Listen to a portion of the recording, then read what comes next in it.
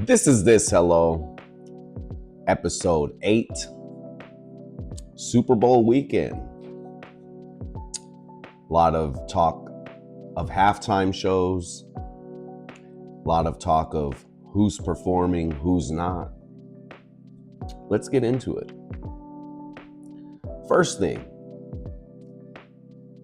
I do want to highlight, this is Black History Month.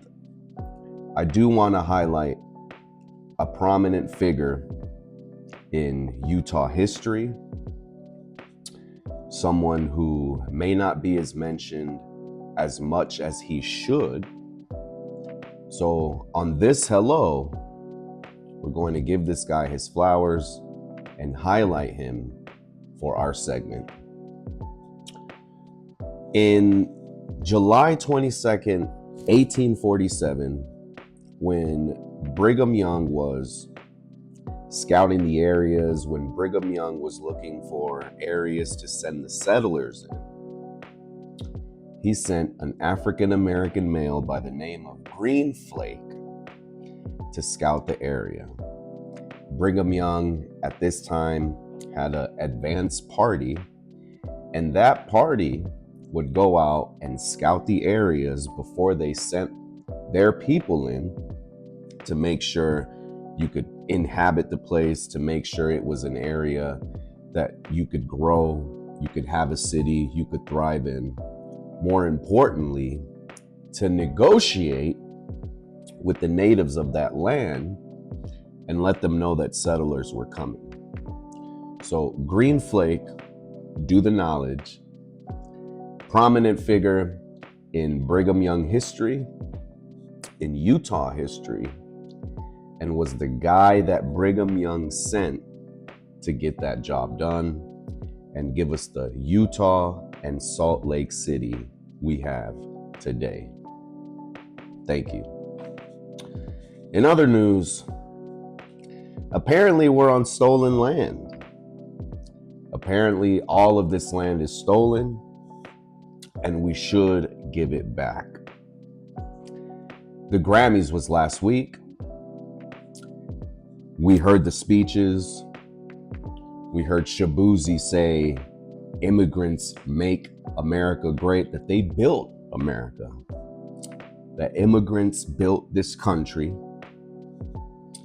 not the slaves of the time, not the Native Americans of the time, not the Chinese and Asian workers that were working on the railroads, not those guys,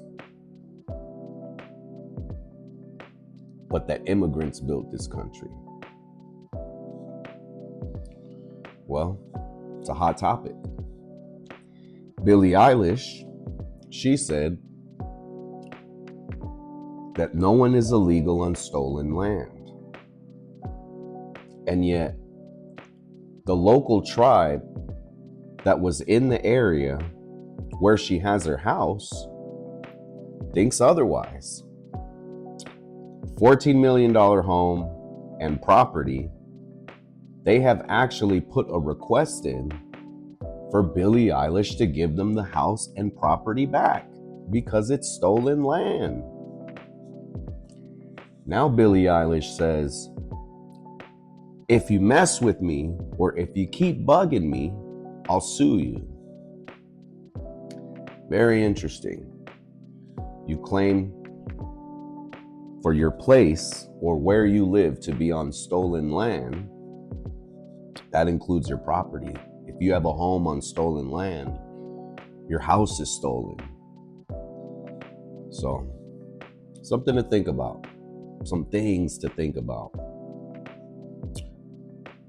A lot of the celebrities are wearing the ice pins. A lot of celebrities are speaking out, using their voice. Bad Bunny will be performing this weekend. So we'll see what he has to say.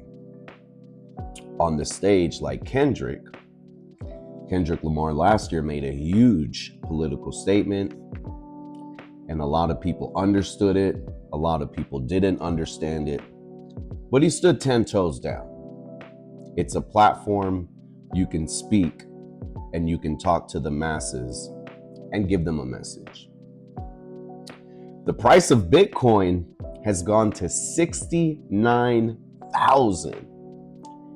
Out of all the news that has happened this week, there has been constant news.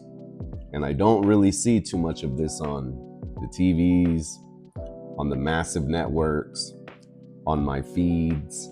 You don't really see a lot or hear a lot about it. But the price of Bitcoin has gone down to 69,000. It was around 120,000.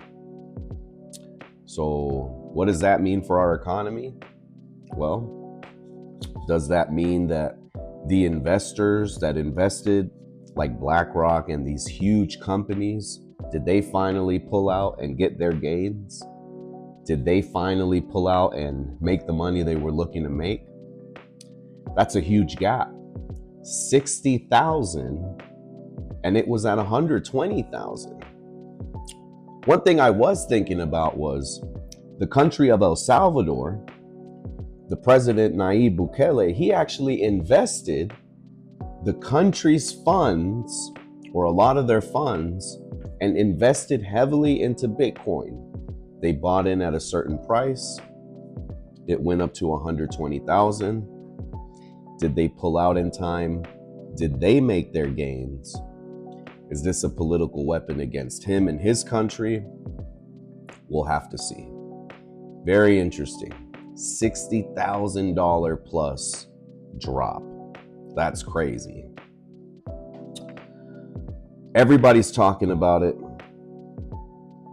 Here in the state of Utah, Senator Nate Bluin, running for Congress, he proposed a bill that wants to increase the minimum wage from $7.25 to $20 an hour.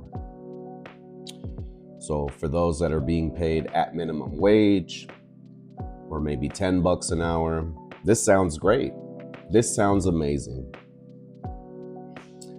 For the minimum wage to be $20 an hour, that would help a lot of people that aren't making as much, or that aren't making around $20 now.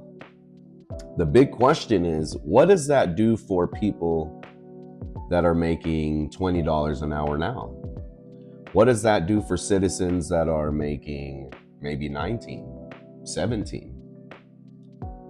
Does that take them to 27? Does that take them to 30? If you're making 20, does that take you to 40? All valid questions. Here in this economy, we're always looking for ways to ease the economy, right? We're always looking for ways to ease that pressure. You know, groceries have gone up. The price of a lot of other things have gone up. We know gas has gone down. And so there are parts of the economy that are flourishing, doing well. There are other parts of the economy that have stagnated, that have stayed at that price. And a lot of people say that inflation is still not where it should be. But what do you think? Do you think increasing the minimum wage to $20 an hour, what would that do? We'll cover that on our next show. And I mean, if you haven't heard of the Epstein files drop, then I don't know what to tell you. But if you hit Control F and you type in any name, all the files come up. So we are going to be doing a special segment where we are going to be asking who the people want to type in, and we're going to read the files on that name. No bias, doesn't matter what party, doesn't matter who it is. We are here to read and do the knowledge and see who's doing what, are kids involved, how it affects us, and were we bamboozled and lied to, or are certain people telling the truth? That includes Bill Gates, Jay-Z, Elon Musk, Donald Trump, Bill Clinton, list goes on. I'm excited. This is This Hello, and we'll see you on the next one.